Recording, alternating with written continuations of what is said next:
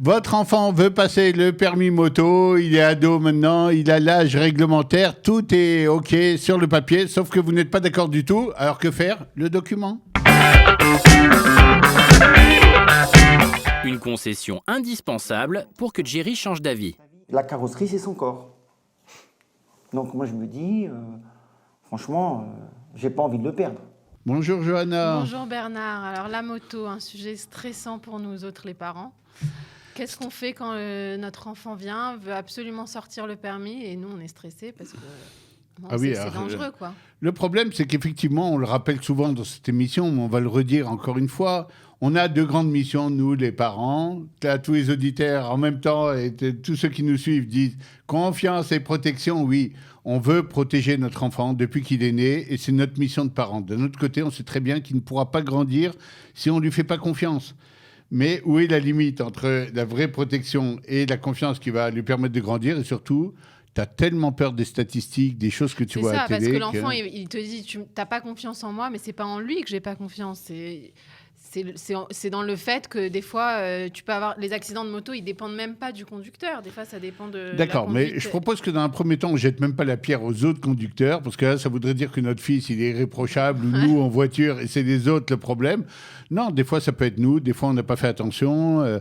Des fois, on aurait peut-être bu une bière de trop, et on a cru que c'est. Et puis d'un coup, arrivé en moto, on peut être nous-mêmes le danger. On n'a pas vu, on n'a pas fait attention. On a envoyé un SMS au feu rouge et on a démarré sans vraiment regarder.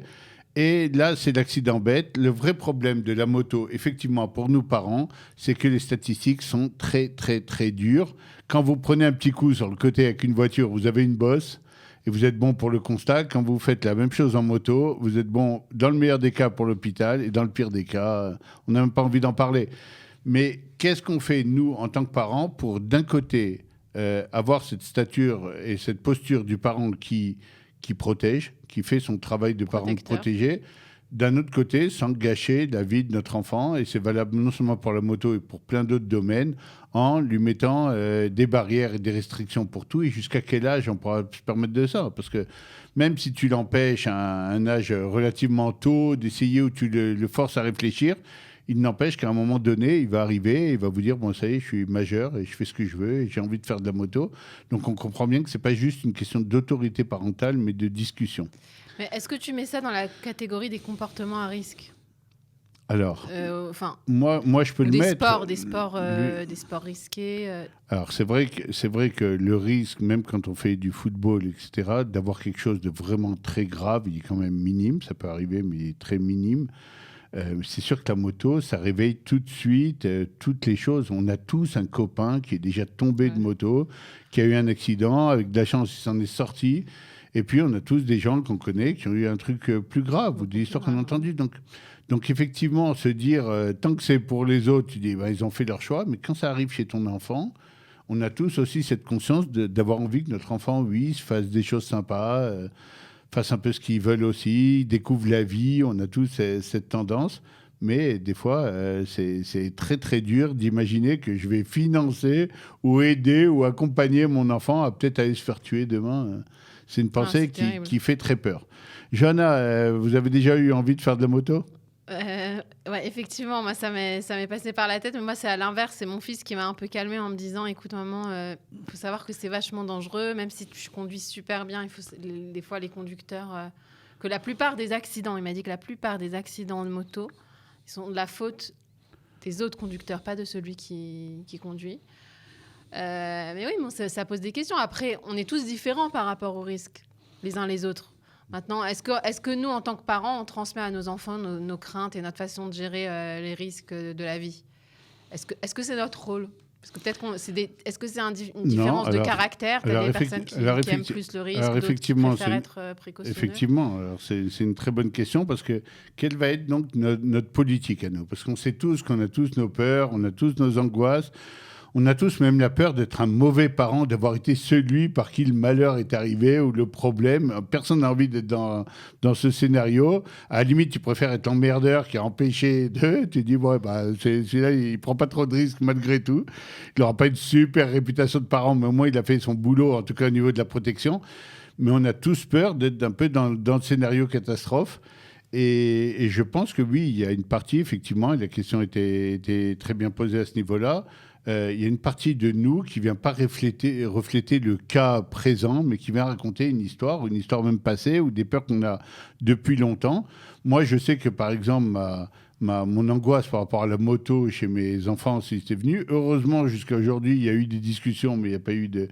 Mais moi, ça venait d'une angoisse personnelle, un truc que j'avais vécu en vélo, même pas en moto, ouais, et un accident que j'ai vu, et que j'ai compris combien, sur ces petites machines, combien on est fragile, même quand on va tout doucement, même quand on a, comme tu l'as dit tout à l'heure, fait aucune faute de conduite. Et puis, il vient un mec et il nous balaye. Et là, sur ta petite machine, tu pèses rien, quoi. Et c'est vraiment assez angoissant. Après, effectivement, j'ai pas envie, moi, de gâcher la vie de mes enfants, de mettre des barrières, des restrictions, d'autant plus que nos enfants sont pas bêtes, ils tournent la tête à droite, à gauche, ils voient plein de motos, malgré tout, sur la route. Non, mais ils voient aussi plein d'autres systèmes d'éducation. Donc, est-ce que nous, notre rôle en tant que parents, c'est de transmettre certaines valeurs? Est-ce que, concernant les comportements à risque, concernant les angoisses face au risque de la vie, on a un seuil, on a une amira, comment tu dirais ça en français? On a quelque chose à dire, effectivement, on a un message à faire passer. Un message à faire passer. Après, c'est vrai qu'on a nos angoisses à nous, mais aussi on a nos croyances, finalement. Je pense qu'on n'a pas tous les mêmes croyances. Si tu t'interroges différents adultes... Oui, et puis les enfants sont pas bêtes. Hein. Moi, je me rappelle d'une discussion entre un copain à moi et son fils. Son fils, il disait « Mais moi, j'ai pas de problème, paye-moi une voiture alors, parce que moi, je vais t'expliquer. Et même quand tu m'auras payé la voiture, tu m'auras pas trouvé de la solution. Il y a des embouteillages terribles là où j'habite. Avec la moto, j'arrive en 10 minutes. Avec la voiture, j'arrive en 1 heure. Et en transport en commun, n'en parlons pas. Trouve-moi la solution. Moi, j'ai envie de mettre 10 minutes pour arriver à mon boulot. Et je pense que... Et ça, c'est avant même qu'il arrive en disant « J'ai trouvé un petit boulot de livreur dans une pizzeria, c'est super bien payé, c'est cool, mais c'est avec le permis moto. J'ai envie de bosser. » C'est-à-dire, il est sérieux, l'enfant, il est sympa. Ouais, des fois aussi, c'est un besoin social. Tous les copains sont en scooter. Il faut voir aussi de quoi ça parle. Tout à fait. D'un enfant à l'autre, ça peut... Tout à fait. Alors, on va essayer de focaliser un peu. On va profiter des points sur lesquels on met le focus. Quelle est la chose, par contre, qu'il faut éviter absolument? Maintenant. Moi, ce que j'aurais évité absolument, c'est d'abord de faire croire que je détiens la vérité suprême. Si je dis à mon fils, tu ne feras pas de la moto chez nous, non, on a peur, on fait attention à nos vies et tout, ça fait vraiment, c'est paternaliste à mourir. Alors, c'est pas grave parce que je suis le père, mais c'est grave dans le côté, je détiens la vérité suprême.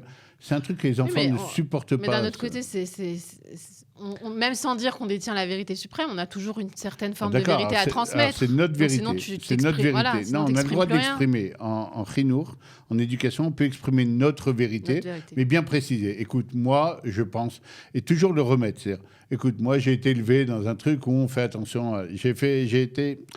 Mais bien expliquer que c'est ta vérité. Ouais, mais après, ça embrouille. Moi, des fois, on a besoin de... Oui, non, mais... Au raot de brouhaha, on a besoin de consignes très claires. Oui, mais à quel âge? C'est-à-dire, une consigne trop claire à 16 ans, par exemple, c'est plus une consigne, c'est un ordre. C'est interprété comme étant un ordre, un truc autoritaire qui vient t'empêcher de vivre, etc. Et c'est pourquoi, moi, je pense que, et je vais le dire dans la rubrique qui arrive tout de suite, qu'il faut attaquer un peu différemment. Quels sont les points sur lesquels, oui, il faut mettre l'accent, et c'est important en éducation. Alors, Johanna, sur quoi, si tu devais choisir un point, quelque chose que tu as envie de faire ressortir, et qui ne soit pas la peur ou agiter une marionnette? Non, moi, j'aurais responsabilisé l'enfant, j'aurais eu une discussion. Il y a l'aspect financier aussi, puisque ça coûte d'acheter une moto. Donc, faire attention, parce que quand on s'attache, par exemple, à l'aspect financier, il va te trouver la solution, il va te dire « Ah, il y a l'oncle, le truc, machin, je me suis arrangé ».